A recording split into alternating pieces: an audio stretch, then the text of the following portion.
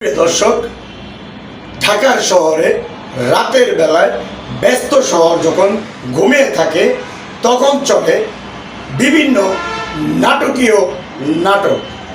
এই নাটক তৈরি করে একদল অসাধু লোক, যারা নিজের জন্য শহরে ভালো জিনিসগুলো নষ্ট করার জন্য প্রস্তুত থাকে। ঢাকার শহরে সিটি কর্পোরেশনের ঢালাই দিত নতুন রাস্তাগুলো কেটে তারা বিভিন্ন ওয়াসার কাজ, তিতাসের কাজ, এই কাজগুলো করে। তারপরও না আছে সিটি কর্পোরেশনের অনুমতি, না আছে ওয়াসার অনুমতি, না থাকে তিতাসের অনুমতি। গত এক সপ্তাহে আমরা যে অভিযানগুলো করেছি সেই অভিযানগুলোর কিছু চিহ্ন আপনাদের মাঝে তুলে ধরব। প্রশাসন সহ সিটি কর্পোরেশন ইন্সপেক্টর সহ এই ধরনের অপরাধীদেরকে এখনও থামানো যাচ্ছে না। তারা দিনেও এই কাজগুলো চালিয়ে যাচ্ছে। যারা এলাকার চিহ্নিত তারাই, বরঞ্চ তারা আওয়ামী লীগ সরকারের আমলে কমিশনারের সাথে মিলে বিভিন্ন অপকর্ম করে টাকা কামাই করে তার ভাগ বাটোয়ারা করত। এখনও তাদের এলাকায় পায়তারা করে তাদের আয়, তাদের ইনকাম এবং তাদের ধান্দা চালিয়ে যাচ্ছে। বরঞ্চ আওয়ামী লীগের বিভিন্ন প্রোগ্রামের নাশকতার সাথে তারা জড়িত কিনা সেটাও আমরা জানি না। আমরা প্রশাসনকে বলবো অবশ্যই তাদের তদারকি করার জন্য, তাদের ব্যাপারে খোঁজ খবর নেওয়ার জন্য।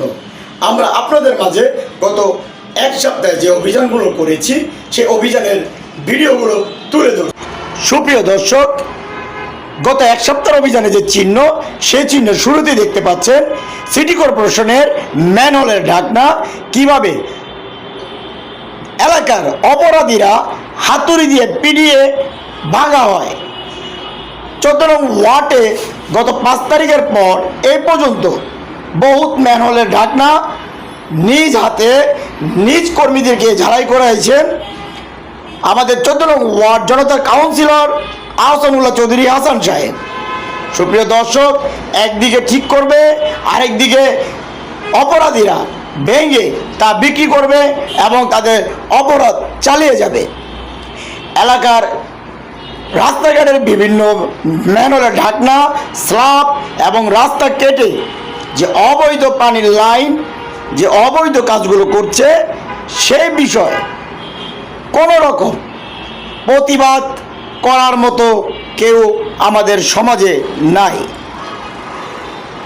কাজীপাড়া, শেরাপাড়া, ইব্রাহিমপুর এবং কাফরুল এলাকায় যেই সকল চিহ্নিত রাতের চোরাকারবারি,